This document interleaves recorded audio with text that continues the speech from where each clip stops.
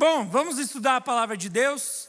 Abre a sua Bíblia em 2 Reis, capítulo 5. Segundo livro de Reis, capítulo 5. A gente vai estudar um pouquinho a história de Eliseu.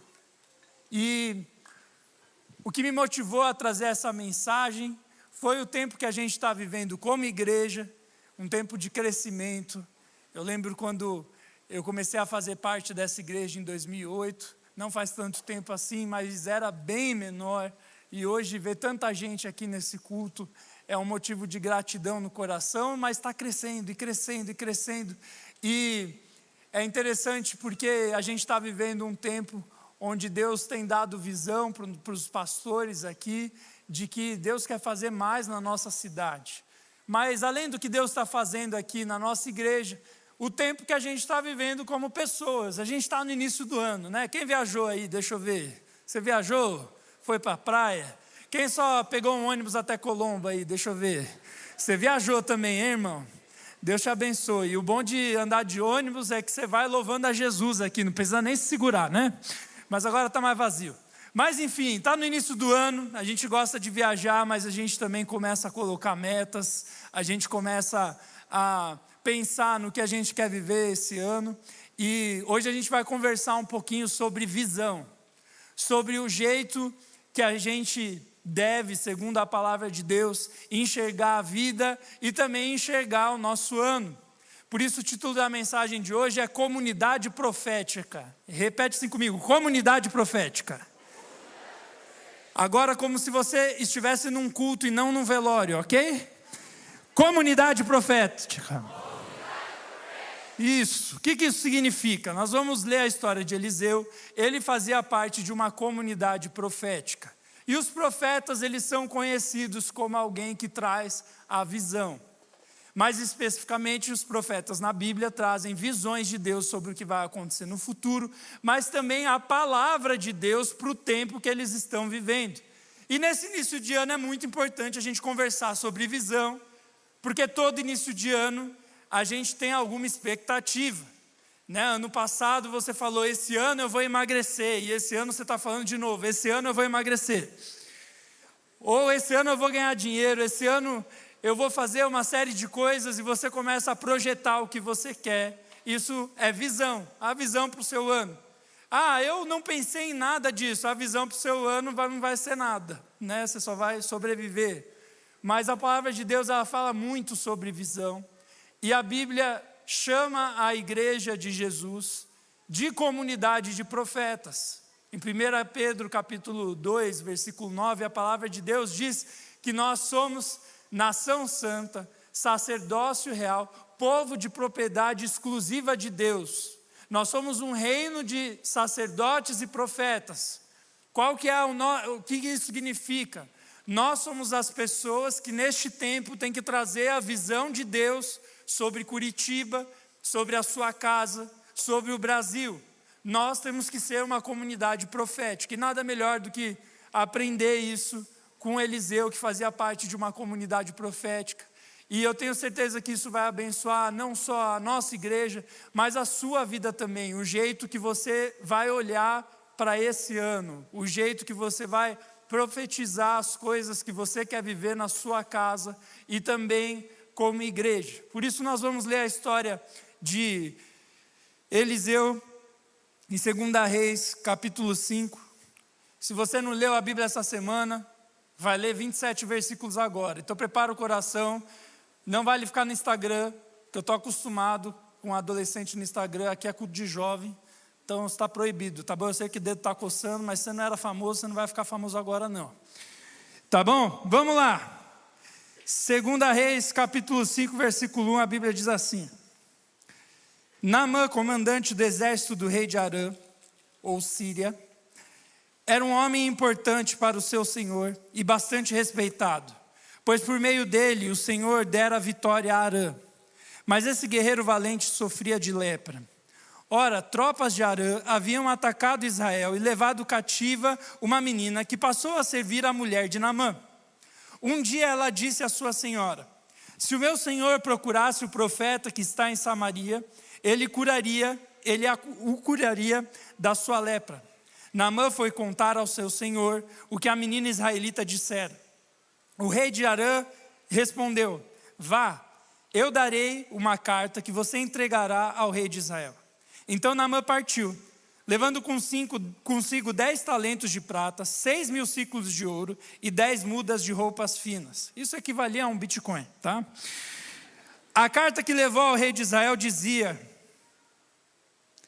com essa carta estou te enviando, Naamã, o meu oficial, para que o cures da sua lepra.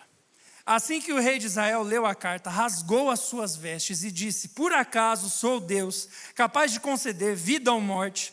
Porque este homem me envia alguém para que eu o cure da sua lepra. Vejam como ele procura um motivo para se desentender comigo. Quando Eliseu, o homem de Deus, soube que o rei de Israel havia rasgado as suas vestes, mandou-lhe essa mensagem: por que rasgaste as tuas vestes? Envia o homem a mim, e ele saberá que há profeta em Israel. Então Naamã foi com seus cavalos e carruagens e parou à porta da casa de Eliseu. Eliseu enviou um mensageiro que lhe dissesse: vá e lave-se 7 vezes no rio Jordão. A sua pele ficará restaurada e você ficará purificado. Naamã, porém, ficou indignado e saiu dizendo: eu estava certo de que ele sairia para me receber. Invocaria em pé o nome do Senhor, o seu Deus, moveria a mão sobre o lugar afetado e me curaria da lepra. Não são os rios Abana e Farfar em Damasco melhores do que todas as águas de Israel? Será que eu não poderia me lavar neles e ser purificado? Deu meia volta e foi embora dali furioso.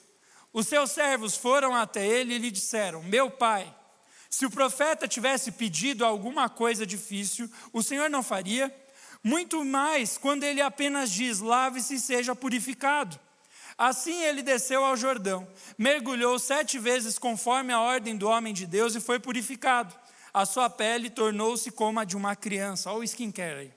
Então Naamã e toda a sua comitiva voltaram à casa do homem de Deus. Ao chegar diante do profeta, Naamã lhe disse: agora sei que em toda a terra não há Deus senão em Israel. Por favor, aceita um presente do seu servo. O profeta respondeu: tão certo como vive o Senhor, a quem sirvo, não aceitarei nada. Embora Naamã insistisse, ele recusou. Naamã disse: já que não aceitas o presente, ao menos permite que eu leve 2 mulas carregadas de terra, pois o teu servo nunca mais fará holocaustos e sacrifícios a nenhum outro Deus senão ao Senhor. Que o Senhor, porém, me perdoe por uma única coisa. Quando meu senhor vai se ajoelhar no templo de Rimon, eu também tenho que me ajoelhar ali, pois ele se apoia no meu braço. Que o Senhor perdoe o seu servo por isso. Eliseu disse: vá em paz. Quando Naamã já estava a certa distância, Geazi, servo de Eliseu, o homem de Deus, pensou: o meu senhor foi bom demais para Naamã, aquele arameu, não aceitando o que ele ofereceu. Tão certo como vive o Senhor, correrei atrás dele para ganhar alguma coisa.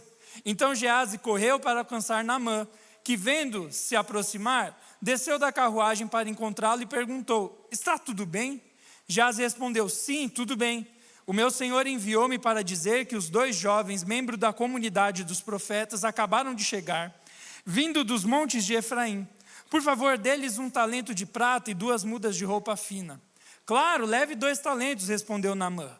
Ele insistiu com Geazi para que os aceitasse e colocou 2 talentos de prata em 2 bolsas, com 2 mudas de roupa, entregando tudo a 2 dos seus servos, os quais foram à frente de Geazi, levando as bolsas. Quando Geazi chegou à colina, pegou as bolsas das mãos dos servos e os guardou em casa. Mandou os homens de volta e eles partiram. Depois entrou e apresentou-se a Eliseu, seu senhor, e este perguntou: onde você esteve, Geazi? Geazi respondeu: teu servo não foi a lugar algum. Eliseu, porém, lhe disse: você acha que eu não estava com você em espírito, quando o homem desceu da carruagem para encontrar-se com você? Este não era o momento de aceitar prata, roupas, olivais, vinhas, ovelhas, bois, servos ou servas. Por isso a lepra de Naamã atingirá você e os seus descendentes para sempre. Então Geazi saiu da presença de Eliseu já branco como a neve, por causa da lepra. Que história! Quem já tinha lido essa história aqui? Deixa eu ver. Se você não leu ainda o livro de Reis, é um livro muito bom. Leia, Deus vai falar com você. Aqui, Deus fala conosco através de uma das histórias de Eliseu. E tem que entender um pouquinho o pano de fundo histórico ali, para a gente entender como Deus usou a vida de Eliseu para ter visão profética e como que Deus quer trazer isso para mim e para a sua realidade. Naamã era comandante do exército de Arã. Arã, no Antigo Testamento, se refere ao nome antigo para a Síria, é a mesma coisa que Síria. Ele era comandante do exército sírio.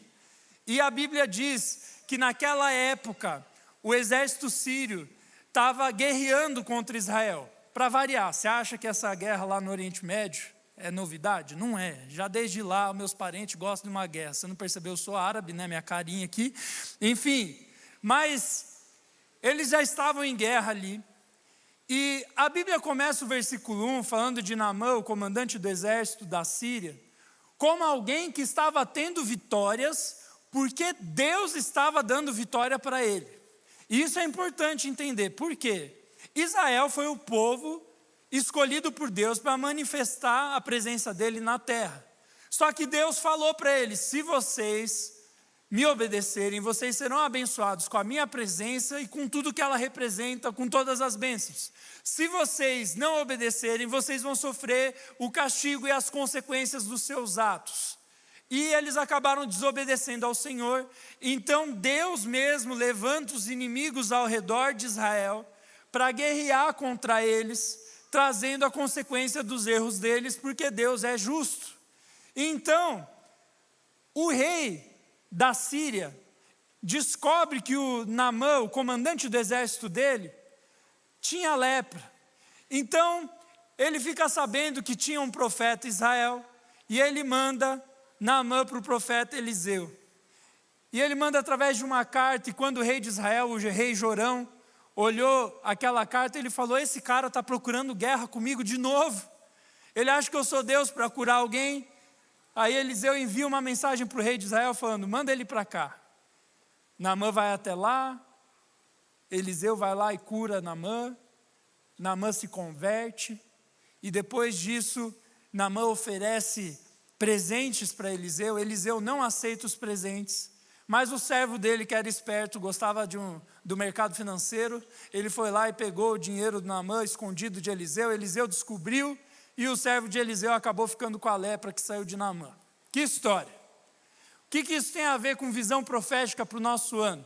Aqui a gente começa a enxergar a maneira que um homem de Deus deve viver, a maneira que uma mulher de Deus deve enxergar a sua vida e o seu ano. Como assim? Ali tem vários aspectos que dá para você enxergar essa história. O aspecto político, estava tendo uma guerra, e o aspecto político chamava bastante a atenção do rei de Israel. Ele falou: de novo esse cara está vindo me atacar, e agora ainda me mandou uma carta pedindo para eu curar alguém. Ele sabe que eu não vou conseguir, aí ele vai ficar bravo comigo e vai me atacar. Tem a visão do servo de Eliseu, Geazi, que vê Eliseu sendo usado por Deus para curar o comandante do exército. E aquele servo, com certeza, não gostava da Síria, porque a Síria estava atacando Israel. E quando ele vê o senhor dele, o profeta Eliseu, curando o comandante do exército inimigo, e deixando ele embora sem pagar nada, ele fica indignado, ele fala: eu vou tirar uns trocos desse cara. A visão das coisas deste mundo. Mas tem a visão do homem de Deus, que ele olhava além do dinheiro e além da política. Eliseu sabia que era Deus que tinha levantado a Síria para castigar Israel. E Eliseu sabia também que mesmo Deus castigando Israel, Deus ainda tinha misericórdia de Israel e estava usando a vida dele para mostrar o poder dele para o povo de Deus. Mesmo em meio ao pecado, Deus levantou um profeta que estava curando pessoas. Tem várias histórias antes dessas que a gente leu, onde ele multiplicou o azeite, onde ele foi usado para ressuscitar um menino. Deus já estava agindo como ele agiu com Jesus na terra, na época ali de Eliseu, mesmo em meio ao pecado. E Eliseu sabia da soberania de Deus, ele sabia que Deus está no controle das nações e no controle das nossas vidas, e que Deus estava usando as nações ao redor como instrumento de juízo, mas também que Deus queria curar Naamã. Tanto que Naamã se converte numa época que não existia evangelismo. Os judeus não eram acostumados a sair pelos povos e trazer pessoas para o reino de Deus. Isso veio na época de Jesus. Mas mesmo ali, antes do tempo, um homem de visão de Deus evangelizou o comandante do exército inimigo através de uma cura miraculosa do Senhor. O que isso diz respeito a mim e a você como comunidade profética nesse tempo que a gente está vivendo? A primeira coisa que esse texto nos ensina é que se nós queremos viver as visões de Deus e as experiências com Deus, assim como Eliseu viveu, se você quer ter um ano abençoado, uma vida abençoada, ser usado no seu tempo, nós devemos amar mais a Deus. Os profetas devem amar mais a Deus do que as coisas deste mundo. Repete-se comigo, os profetas. Lembra, se você não está no velório, os profetas precisam amar mais a Deus do que as coisas desse mundo. Essa é a primeira coisa. Você pode estar se perguntando, mas por que eu quero viver como um profeta, pastor? Você já viu a história de Eliseu? A maneira como ele era usado por Deus? Aqui a Bíblia diz que ele é usado para curar uma pessoa. Sabe, esse texto mostra que nós, como filhos de Deus, nós somos chamados para muito mais do que viver para as coisas desse mundo. É interessante ver a diferença entre Eliseu e Geazi. Geazi era o servo do profeta Eliseu, era tipo um seminarista, e Eliseu era o pastor. E Eliseu já havia estado nessa posição de servo. Ele era o sucessor de Elias. Se você for ler 1 Reis, Elias também viveu experiências sobrenaturais com o Senhor. E um dia, no final do ministério dele, em 1 Reis 19, ele chega diante de Eliseu. Eliseu estava trabalhando, ele estava arando a terra, ele estava com uma parelha de bois. O que a parelha de bois fazia? Eles aravam a terra para o plantio acontecer. Ele estava lá com as carroças dele. Então Elias chega para ele e fala, você é o meu sucessor.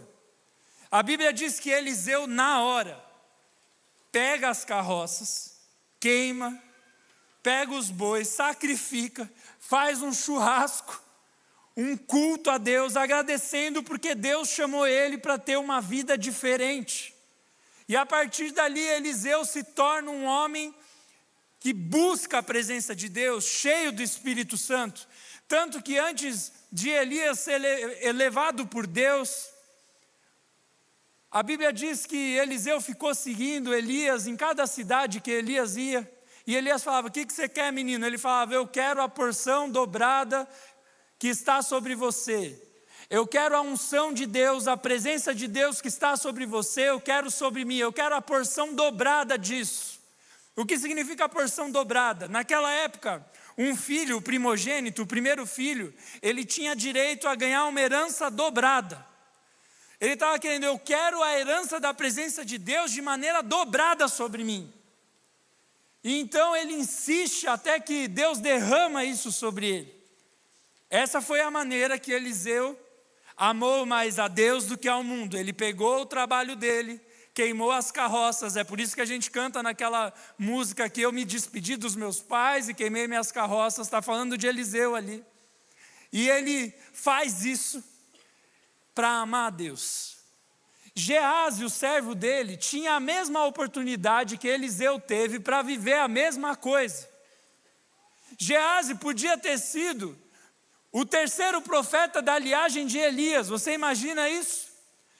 Eu vou te lembrar a importância de Elias na Bíblia. Ele é a representação dos profetas na Bíblia. Quando Jesus foi transfigurado no Monte da Transfiguração, ele mostra a glória dele, aparece quem do lado dele? Elias e Moisés. Elias representando os profetas e Moisés representando a lei. Elias foi um homem muito importante na Bíblia, e Eliseu foi o sucessor dele. E Geazi tinha a chance de ser sucessor de Eliseu também.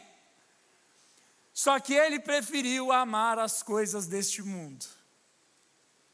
ele preferiu enxergar as coisas a partir desse mundo. Ao invés de ver que Deus estava levantando um comandante como instrumento de juízo contra Israel, ia curar esse comandante, ele ia se converter, ele só conseguia ver política e dinheiro. E então, ele acaba recebendo a consequência do seu pecado. O rei de Israel também, ele podia ser um homem espiritual, ele já tinha tido experiências com Deus. Ele viu em 2 Reis 3, Deus derramar água no meio do deserto para que o exército dele pudesse se saciar e não morrer no meio de uma batalha contra Moabe. Ele já tinha visto a glória de Deus, mas mesmo assim, ele continuava nas coisas desse mundo. E o que isso ensina para mim e para você como comunidade profética de 2025? É que se nós queremos fazer jus à nossa identidade como igreja, como um local que leva a mensagem de Deus para o nosso tempo, nós devemos amar mais a Deus do que as coisas deste mundo. Sabe uma coisa interessante? Talvez eu fale isso, você fala, pastor, eu não amo o mundo, eu amo Jesus. Eu sei até mais Mateus 6,33 decorado, sabe? Busquem, pois, em primeiro lugar o reino de Deus e todas as coisas serão acrescentadas. Aí, pastor, Deus é o primeiro na minha vida. Só que eu tenho percebido que nós temos pensado nesse versículo muito mais meditando nas coisas que são acrescentadas do que em buscar em primeiro lugar o reino de Deus. A gente está muito mais preocupado, se eu buscar a Deus, eu vou ser próspero. Se eu buscar a Deus, Ele vai abençoar meu trabalho. Se eu buscar a Deus, eu vou namorar. Se eu buscar a Deus, eu vou, porque Ele abençoa, tudo será acrescentado. A gente usa as desculpa gospel para dizer que Deus é o primeiro, quando a gente só está de olho na recompensa. E aí a pergunta que fica é, será que eu e você somos tão diferentes de Gease?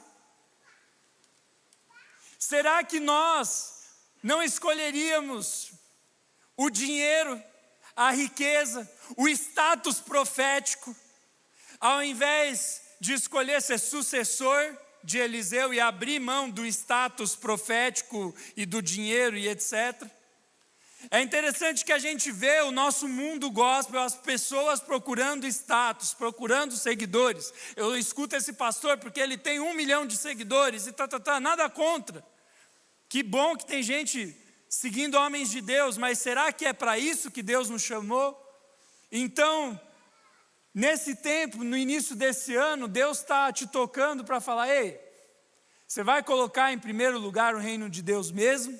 Ou você só está de olho nas coisas que você quer que eu acrescente na sua vida? E se o versículo fosse apenas busque em primeiro lugar o reino de Deus, ponto, sem coisas acrescentadas? Nós íamos buscar a Deus? Para você que não sabe, as coisas acrescentadas que Jesus estava falando era comida, dinheiro, cuidado. É por isso que a gente faz momento de dízimo, porque nós cremos que se devolvermos, Deus vai receber louvor e vai nos abençoar. Mas e se o versículo ficasse só no começo, nós estaríamos satisfeitos? Nós queimaríamos as nossas carroças para seguir Jesus? Tem uma história que eu gosto muito, que eu já contei algumas vezes, do pastor John Piper dos Estados Unidos, onde ele propõe algo para a igreja dele.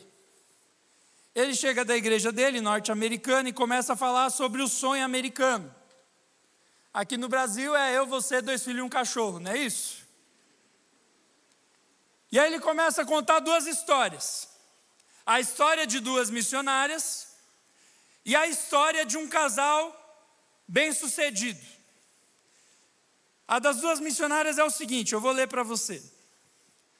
Ruby tinha por volta de 80 anos. Foi solteira por toda a sua vida. Ela escolheu ser solteira. Não estava encalhada. Ruby tinha por volta de 80 anos. Foi solteira por toda a sua vida. Dedicou todo o seu tempo a apenas uma grande coisa: fazer Cristo conhecido entre aqueles que não tinham sido alcançados entre os pobres e doentes. Laura era viúva, médica, também por volta de 80 anos, e servia a Deus ao lado de Ruby em Camarões. Se você não sabe, Camarões é um dos países que mais persegue cristãos no mundo. Um dia, dentro de um carro, os freios falharam, o carro desceu um penhasco e ambas morreram instantaneamente. Aí o John Piper fala: perguntei à minha congregação, isso foi uma tragédia? 2 vidas dirigidas por uma grande paixão. Devotar suas vidas a um serviço sem precedentes por amor aos pobres que perecem e para a glória de Jesus Cristo. Agora ele começa a contar outra história. Ele fala: eu vou contar o que é uma tragédia. Eu vou mostrar para você como desperdiçar a sua vida. Considerem a história que saiu na revista Reader's Digest de fevereiro de 1998. Essa pregação é velha, né? 5 anos atrás, um casal se aposentou antecipadamente.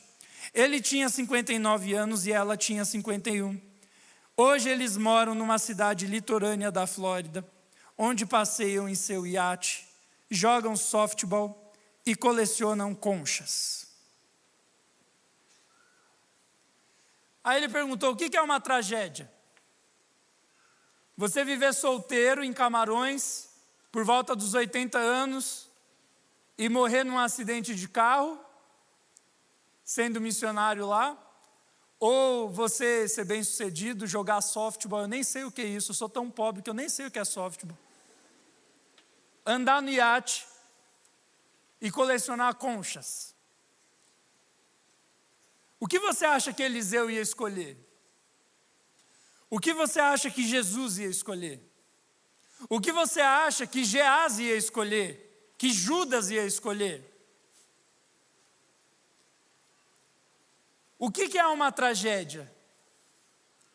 Hoje Deus ele quer mudar a sua visão. Talvez você iniciou o ano pensando em ser bem-sucedido. E não é um problema, não é pecado, tem muita gente bem-sucedida na Bíblia. O pastor Nassif falou, tem vários versículos na Bíblia sobre a administração de dinheiro.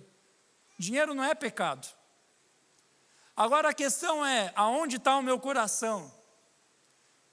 Você pode falar isso dos estudos, do dinheiro, da noiva, não sei a tua vida. Deus mostrou para mim as coisas que eu estava fazendo como Geazi.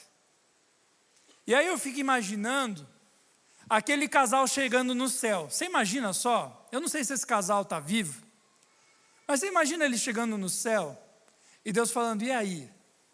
O que vocês trouxeram? Eles vão falar: olha, a gente trouxe uma coleção de conchas da Flórida.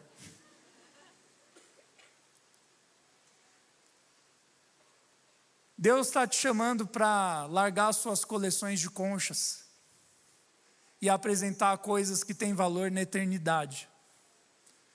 Você imagina Eliseu chegando no céu?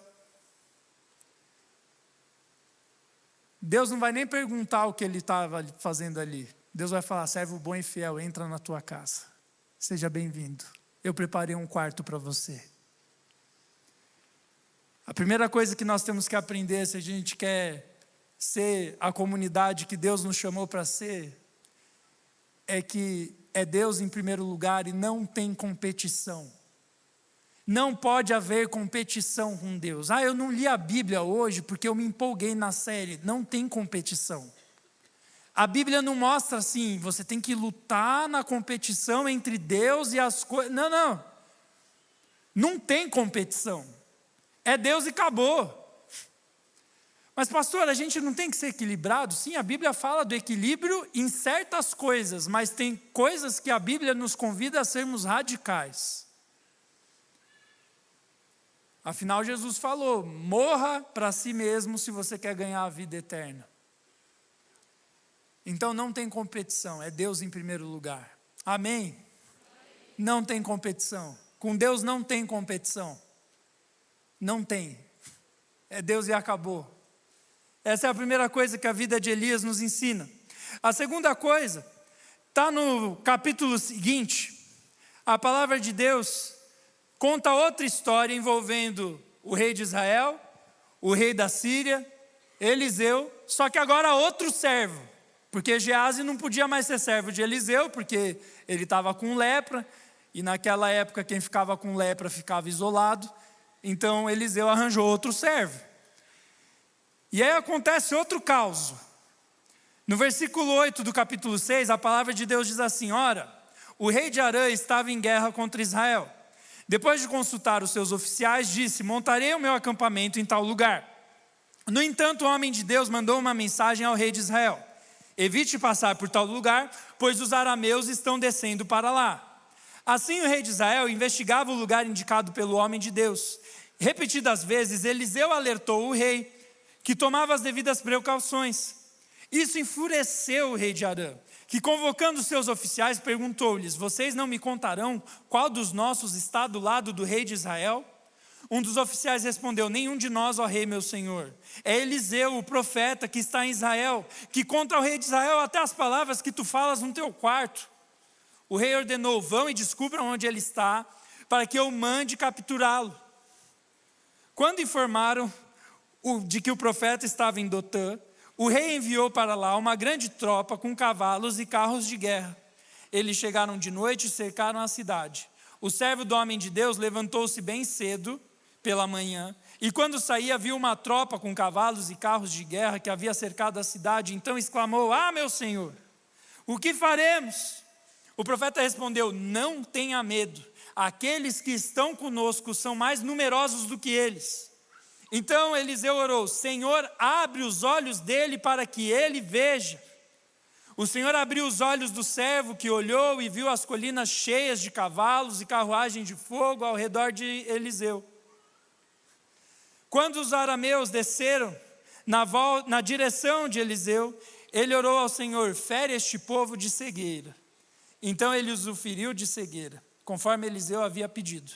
Eliseu lhes disse: este não é o caminho, nem esta é a cidade. Sigam-me, e eu os levarei ao homem que vocês estão procurando. Ele os guiou até a cidade de Samaria. Assim que entraram na cidade, Eliseu disse: Senhor, abre os olhos destes homens para que possam ver. Então o Senhor abriu-lhes os olhos e eles viram que estavam dentro de Samaria. Quando o rei de Israel os viu, perguntou a Eliseu: devo matá-los, meu pai? Devo matá-los? Ele respondeu: não. O rei costuma matar prisioneiros que captura com a espada e com o arco? Ordene que lhes sirvam comida e bebida e deixem que comam. Bebam e voltem ao seu senhor. Então o rei preparou-lhes um banquete e, terminando eles de comer e beber, mandou-os de volta para o seu senhor. Assim as tropas de Arã pararam de invadir o território de Israel. Aqui tem outro caos envolvendo o rei de Arã, que é a Síria, o rei de Israel, Jorão, Eliseu, agora o servo novo dele. E nessa situação, a Bíblia conta que o rei da Síria começa a atacar Israel e Deus começa a avisar Eliseu por onde Israel seria atacado. Então Eliseu começa a avisar o rei Jorão: olha, eles vão vir por aqui, coloca uma defesa aqui, coloca uma torre ali. E aí o rei da Síria fica sabendo, vai atrás de Eliseu com um exército. E aí a Bíblia diz que um dia pela manhã, Eliseu e o novo servo dele, que a Bíblia não traz o nome, acordam com a cidade deles toda sitiada, toda cercada. E o servo olha para Eliseu e fala: o que nós vamos fazer, meu senhor? E aí Eliseu dá uma resposta maravilhosa. Ele fala: aqueles que estão conosco são maiores do que aqueles que estão do lado de lá. Aí ele fala: Senhor, abre os olhos do teu servo. E aí os olhos do servo são abertos e ele consegue enxergar carruagens celestiais, cavalos de fogo, protegendo o profeta. E a Bíblia diz que o profeta fere o exército inimigo de cegueira, leva eles para a capital de Israel, cerca eles com o exército de Israel. Aí o rei de Israel falou: agora a gente vai matar e acabar com a Síria. Ele falou: não, oferece um banquete e manda eles embora. Aqui mostra de novo a maneira que um homem de Deus enxerga as coisas, a maneira que alguém que pensa em política enxerga as coisas, e agora a maneira que o outro servo enxergava as coisas. Ele só conseguia enxergar o exército inimigo. A primeira coisa que nós temos que aprender sobre comunidade profética é que nós devemos amar a Deus e não tem competição. A segunda coisa é que os profetas enxergam além do que os olhos podem ver. Eles enxergam além. O rei de Israel só via um conflito político. O servo de Eliseu só enxergava o exército inimigo. Eliseu enxergava Deus dando oportunidade daqueles homens verem a glória dele. E ele falou: abre os olhos do teu servo para que ele possa ver. Hoje Deus está falando para mim e para você: abre os seus olhos. Eu tenho mais do que os seus planos para esse ano. Eu tenho mais. É diferente. É outro plano. E sabe, essa história mostra para nós que muitas vezes a gente está tão envolvido com o mundo que a gente esquece da identidade que Deus colocou nos filhos de Deus. Você tem o Espírito Santo dentro de você, o Criador do céu e da terra, mora dentro do seu coração. Esse é o nosso tesouro. E esse Deus nos dá novos óculos para enxergar a vida. Novos óculos para você enxergar o seu ano. Talvez a tua vida está emperrada e você está igual ao rei de Israel, colocando a culpa na política. Não, porque você viu só o governante não sei o que, ele fez isso. Deixa eu te falar uma coisa, irmão. Nós somos comunidade profética no Brasil. Deus não te chamou para ser de direita. Deus não te chamou para ser de esquerda. Deus te chamou para trazer visão do alto. O que está acontecendo no Brasil não é Lula versus Bolsonaro. Embora você deva votar em quem você acha melhor, em quem você acha menos pior, na verdade, né? Porque está difícil. Mas a palavra de Deus diz em Efésios 6 que existem guerras celestiais. A Bíblia fala de principados e potestades, de exércitos do inimigo, de Satanás, rondando o povo de Deus. Então, quando você olha por essa perspectiva, que é a perspectiva que a Bíblia traz, você vê lá Daniel falando a mesma coisa, do príncipe da Pérsia. A guerra é espiritual. O governo, qual é a relação do cristão com o governo? É defender a fé, seja de direita ou esquerda. Está ferindo a palavra de Deus? Eu vou defender a palavra de Deus, porque Deus me chamou para ser um apologeta. Agora, os políticos são só peões em algo que é maior. E às vezes a tua empresa não está dando certo, as coisas na sua vida estão dando errado, tal, e você está colocando a culpa na política. Tudo bem, tem muita influência, o negócio do Pix e blá, blá, blá. Mas deixa eu te dizer uma coisa, você não é daqui. Deus não te chamou só para ser brasileiro. Você é do reino de Deus, você é comunidade profética, você é igreja, você traz visão do alto, você não é âncora de político, você é âncora de Cristo. Você entendeu?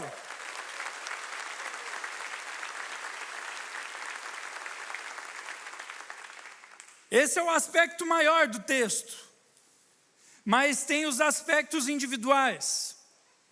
Deus, ele não cuida só do dominó no mundo político, mas ele cuida dos indivíduos. Ele foi lá e curou Naamã. Ele foi lá e fez questão de abrir os olhos do servo de Eliseu.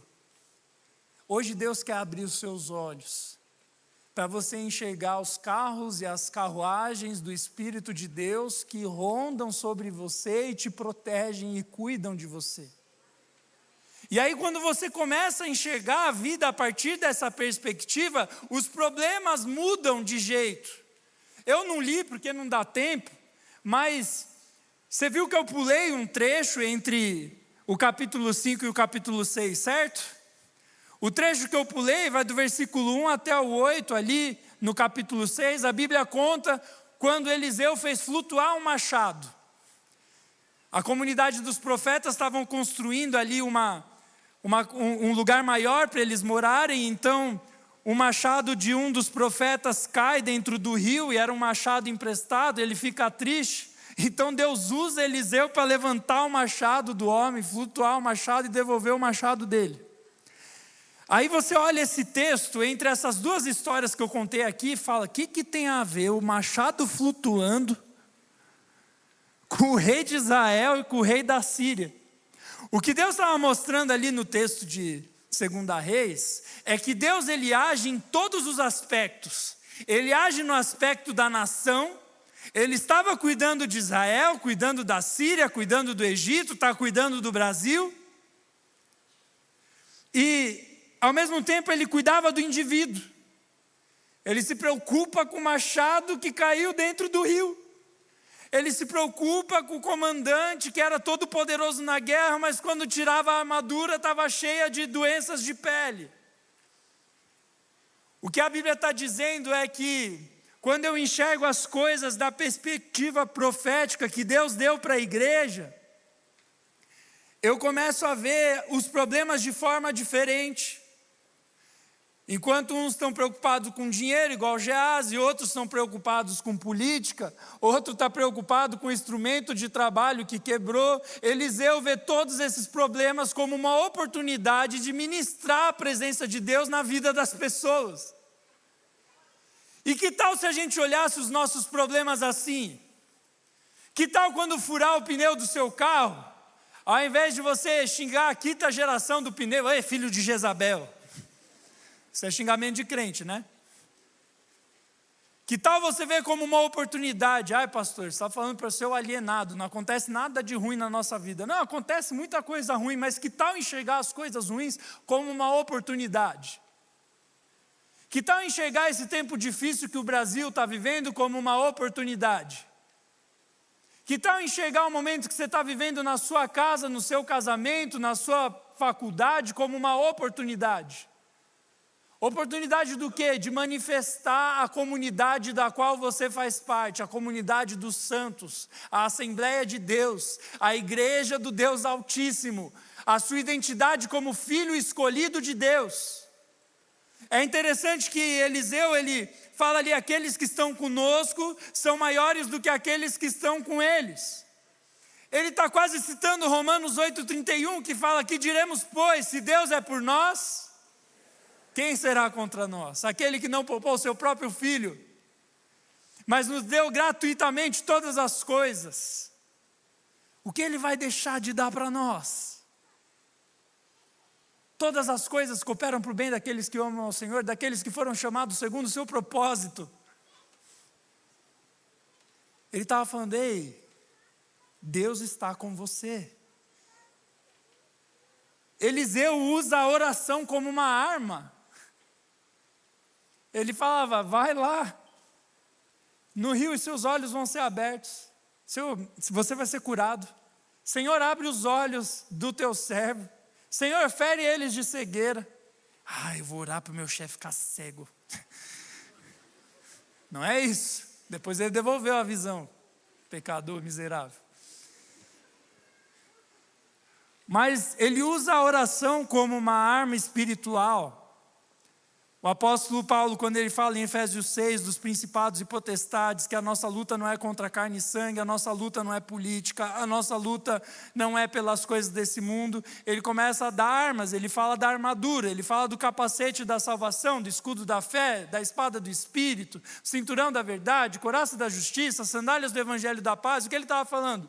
Deus te deu armas para guerrear e aproveitar os tempos difíceis como uma oportunidade de ministrar a glória e o poder de Deus. Por isso a nossa oração hoje vai ser, Senhor, abre os nossos olhos, para que esse ano seja o ano onde não vai haver competição com Deus na minha vida, para que esse ano seja o ano onde eu vou enxergar os problemas e ver como uma oportunidade de ministrar o amor e a graça de Deus. E eu vou encerrar com uma história muito bonita, que em 2021 aconteceu no Ministério de Adolescentes.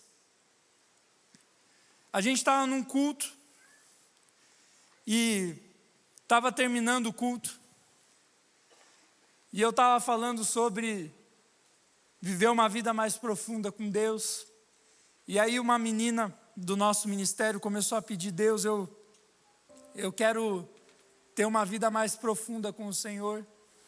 E ela começou a orar, e enquanto estava acontecendo louvor, estava no final da mensagem, igual agora. Aí ela disse que começou a ouvir vozes, mas não era a voz do povo aqui, mas eram vozes suaves e harmônicas. E ela falou, será que são anjos? E aí na hora que ela disse isso, eu sem saber, porque eu estava pregando, eu fui lá e contei uma história, que eu vou contar agora, onde a mãe de um irmão aqui da igreja foi missionária durante toda a sua vida e foi morar numa chácara. E ela tinha um vizinho que mexia com ocultismo e essas coisas. E aí ela contou que um dia ele chegou para ela, porque tinha vários problemas, ela entendia aquilo como batalha espiritual. Você, teu vizinho faz barulho, você já xinga ele no grupo do condomínio, né? Mas ela entendeu que era batalha espiritual. Eu não estou falando que tudo é batalha espiritual. Eu chutei a quina do sofá, batalha espiritual. Não é isso, tá? Mas tem coisas que você acha que é normal, que é batalha espiritual, e ela entendeu. E aí um dia aquele homem chega para ela e fala assim, escuta, esse barulho de harpa de noite está chato, hein? Ela falou, mas eu não toco harpa. Ela entendeu, esse homem está ouvindo os anjos de Deus. Mas aí ela pensou, será que não é coisa da minha cabeça? Passou um tempo, veio outra vizinha, musicista. Falei certo agora, né, Pedro? Cadê o Pedro? Sumiu, mas eu falei certo agora. No culto das 5 eu falei musicista errado. Aí, ela era musicista, ela chegou para essa mulher e falou, você toca harpa tão bem. De noite é tão lindo você tocando harpa. E ela entendeu, os anjos de Deus estão ao redor da minha casa, porque eu sou filha de Deus.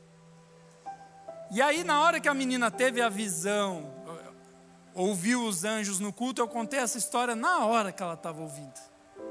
Aí ela entendeu, os anjos de Deus estavam neste lugar. Hoje, em nome de Jesus, Deus quer abrir os seus olhos. Abre os seus olhos. Essa visão azeda que você está tendo sobre as pessoas, sobre a sua família, sobre a igreja, não é o espírito profético de Eliseu. Pede hoje unção dobrada para esse ano. Pede presença de Deus de maneira palpável na sua vida. Isso é uma vida que vale a pena. E aí no final, você não vai chegar para Deus com uma coleção de conchas. Amém? Fica de pé onde você está.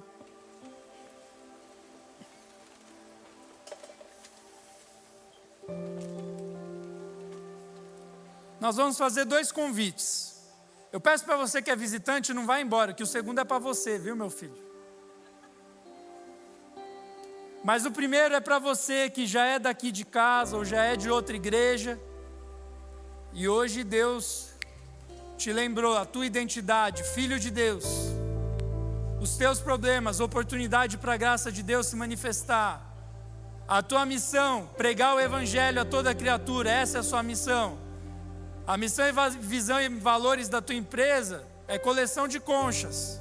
É legal ter umas conchas em casa, mas não leve isso para Deus. Não leve isso para o túmulo com você. Por isso nós vamos cantar, adorar o Senhor. E durante essa canção, se o Senhor falou com você, você quer que os seus olhos sejam abertos, você quer amar a Deus acima de todas as coisas, você quer se entregar completamente ao Senhor, eu quero pedir para, enquanto nós cantarmos essa música, você vir aqui na frente em sinal de rendição ao Senhor. Você vir se apresentar diante do altar de Deus e falar: Deus, eu não quero mais que haja competição entre o Senhor e outras coisas. Eu não quero mais amar este mundo. Eu quero o Espírito de Deus e não o Espírito de Gease. Se Deus tocou o teu coração, venha, não tenha vergonha. Venha, venha. Se Deus falou com você, venha. Se Deus tocou o teu coração, você quer os teus olhos espirituais abertos, venha, venha, venha.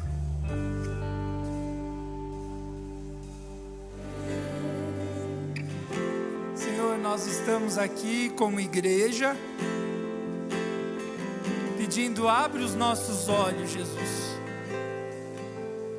Deus nos perdoa quando nós amamos mais as coisas acrescentadas do que o reino de Deus. Senhor, nos perdoa quando nós estamos cegos espiritualmente e só enxergamos as coisas desse mundo, a política, o dinheiro, os problemas, e começamos a maldizer e começamos a agir de uma maneira que o Senhor não nos chamou para agir. O Senhor nos chamou, Deus, para amarmos o Senhor acima de todas as coisas e ao nosso próximo como a nós mesmos. Jesus, que essa missão esteja encarnada em nós, que o Seu Espírito esteja encarnado em nós, que não haja competição entre o Senhor e as coisas de Deus e as coisas deste mundo. Deus, nós renunciamos agora às nossas carroças, nós renunciamos agora às nossas parelhas de bois, nós renunciamos agora tudo aquilo que representa o que nos afasta de Ti, Deus.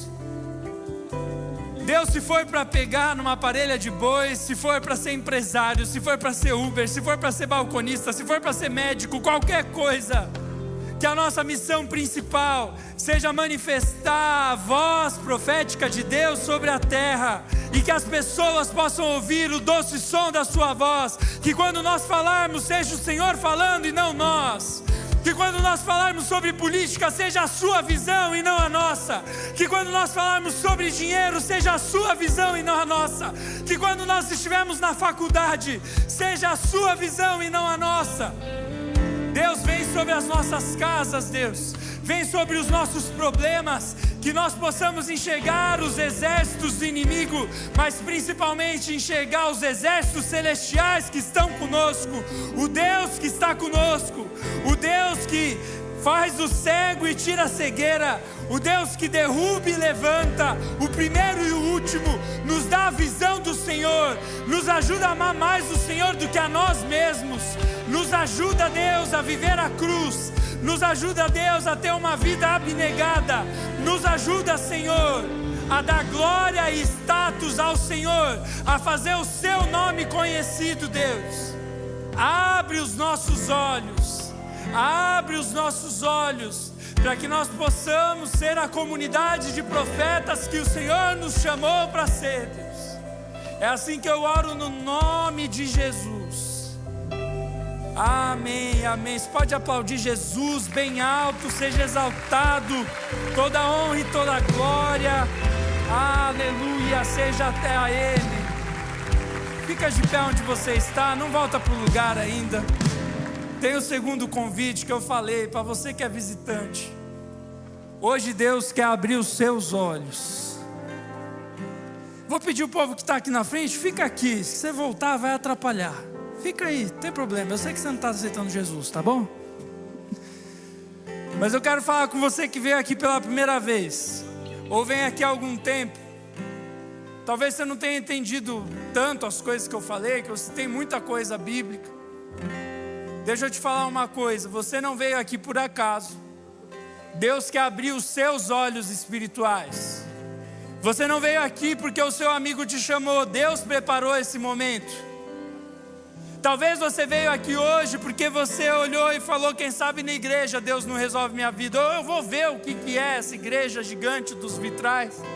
Eu não sei o que te trouxe aqui, nas suas intenções ou as pessoas que te trouxeram, mas eu tenho certeza de uma coisa, se você veio para cá, foi porque Deus trouxe você, e não importa se você sentou lá na última fileira da galeria, achando que ninguém ia ver você, Deus está vendo você. Ele preparou esse momento, por quê?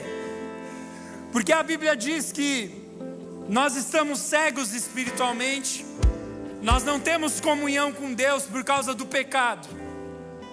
E essa é uma coisa que Deus chamou a igreja para pregar sobre pecado. Por quê? Porque a igreja quer ditar as regras da sua vida? Não. Para mim, como pastor, seria bem mais fácil falar, faz o que você quiser, do jeito que você quiser, com quem você quiser, e tá de boa. Mas Deus criou o mundo. As leis que existem da física foi Ele que criou. Se você for numa tribo indígena, lá também vão ter leis morais. Eles podem nunca ter ouvido falar de Jesus, mas eles vão ter certo e errado lá. Foi Deus que colocou isso na gente. E a nossa moral cega nos afastou de Deus. Porque justamente você é motivado, e eu também, a viver do jeito que você quer, fazer o que você quiser, com quem você quiser, na hora que você quiser, do jeito que você quiser. Só que a Bíblia não chama isso de liberdade, a Bíblia chama isso de escravidão. Liberdade é você poder olhar para as coisas boas e ruins e poder escolher as boas e não ser dominado pelas ruins. Agora tem gente aqui que é escrava dos próprios desejos. O que é pecado na Bíblia? É quando Deus, que sabe tudo sobre a sua vida e que quer o melhor para você, diz faça assim e você faz ao contrário. A Bíblia chama isso de pecado. É você olhar para aquele que criou o mundo e que sabe o que é melhor para você e falar, eu sei o que é melhor para mim. E aí você vira as costas para Deus. Isso é pecado. E quando nós pecamos, nós nos desconectamos de Deus e vivemos essa cegueira espiritual. E talvez você veio aqui para a igreja porque você falou, deixa eu tirar a zica, a urucubaca no início do ano. Deixa eu falar uma coisa, você não veio aqui tirar a zica, você não veio começar o teu ano bem. Você veio conhecer aquele que vai abrir os seus olhos para uma vida nova. Ele quer transformar a sua vida. Você não veio aqui por acaso. E a Bíblia tem uma resposta maravilhosa para o pecado, que se chama Jesus.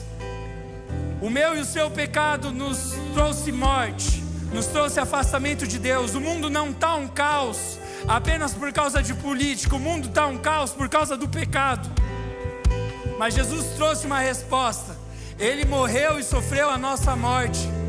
A morte que eu e você merecíamos ter, porque nós que nos desligamos da fonte da vida, que é Deus, Ele sofreu no nosso lugar e falou, se você crer em mim, eu vou limpar a sua ficha, eu vou apagar os seus pecados. E mais, eu ressuscitei.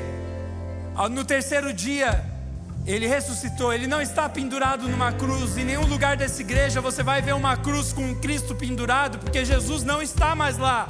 Jesus está vivo. No terceiro dia Ele ressuscitou.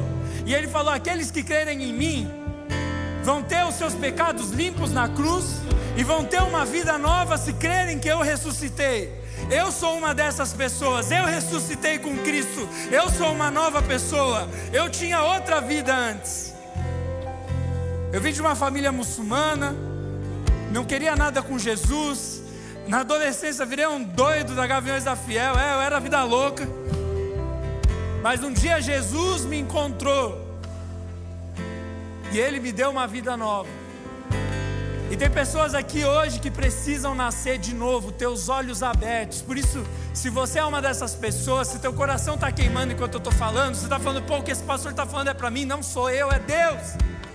Deus está falando com você.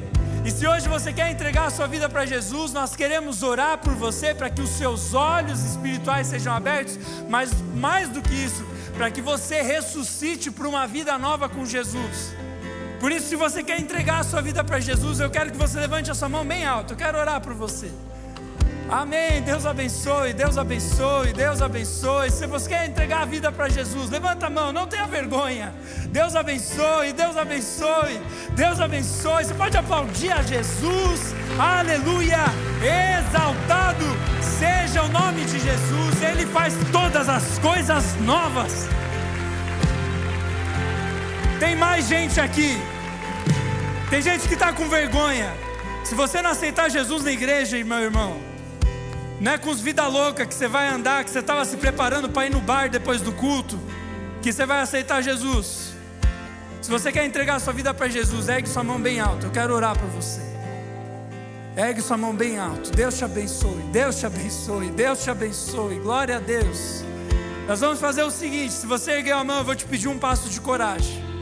Eu vou pedir para você vir aqui na frente, bem pertinho de mim. Eu vi gente lá no fundo, desce as escadas, a gente espera você. Venha. Se tiver com vergonha, chama um amigo do lado.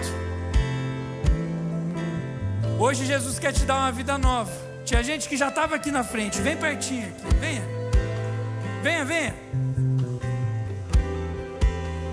Nós vamos te esperar. Se você não levantou a mão, mas quer entregar a vida para Jesus, vem aqui na frente, nós queremos orar junto com você. O pessoal da integração pode vir aqui. Glória a Deus. Pode aplaudir Jesus? Quanta gente, aleluia. Hoje é noite de salvação. Aleluia, menos de nós. Aleluia. Nós vamos fazer o seguinte, ó. Você que veio aqui na frente ou está vindo ainda, eu vou te dar mais uma chance, seu miserável. Vem logo, tá? Que Jesus quer você. Ó, se você veio aqui na frente, antes do povo falar com você, o pessoal da integração ainda não fala com eles, por favor, tá bom? Presta atenção aqui, ó. Isso aqui não é uma oração mágica que você vai fazer e vai falar, pô, eu saí lá, o pastor fez uma oração, tá, agora meu pix, ó. Não é isso, tá? Você está iniciando uma caminhada agora. É discipulado, é se tornar discípulo de Jesus. Você vai chegar em casa, tua família vai ser a mesma, tua conta vai estar a mesma. Se tiver maior, compartilha aí, tá? Mas ó, vai estar tudo a mesma coisa. A diferença é o seguinte: o Espírito Santo de Deus vai entrar dentro de você e te tornar uma nova pessoa. E para isso, você vai orar pedindo para Deus entrar dentro de você. Você vai se arrepender dos seus pecados. E a terceira coisa, eu chamei esse povo aqui, não foi à toa. Você precisa de gente de Deus. Os malucos que você está andando vão levar você para o inferno junto com eles. Você precisa conhecer crente. Você precisa mudar de vida. Conhecer gente nova. É por isso que eles estão aqui. Eles vão pegar teu nome, teu telefone, vão te mandar mensagem e te convidar para fazer parte aqui da nossa igreja, tá bom? Beleza? Não tem letras menores. É isso que você veio fazer aqui. Então você vai repetir uma oração comigo e depois você repetir essa oração, esse povo vai falar com você. E se ninguém chegar até você, tem o QR Code ali na frente, aponta para lá e você vai dar os seus dados para a igreja entrar em contato com você. Você que é crente, estende a mão para cá, vamos orar por esse povo. E você que veio aqui, repete assim comigo: Senhor Jesus, eu me arrependo dos meus pecados. Eu me arrependo porque eu virei as costas para o Senhor. Mas hoje, eu creio que o Senhor morreu na cruz no meu lugar, para limpar os meus pecados, e ressuscitou, para me dar uma vida nova, aqui na terra e no céu. Eu abro meu coração para que o Teu Espírito entre dentro de mim, e eu me torne uma nova pessoa a partir de hoje. Eu quero ser Teu amigo. E me apresenta os seus amigos, Jesus. É assim que eu oro no Teu nome. Amém e amém. Você pode aplaudir esse povo bonito, coisa linda. Que Deus abençoe a sua vida. O pessoal da integração pode ir até eles. Não vai embora sem falar com alguém aqui de colete. Ou aponta ali para o QR Code, tá bom?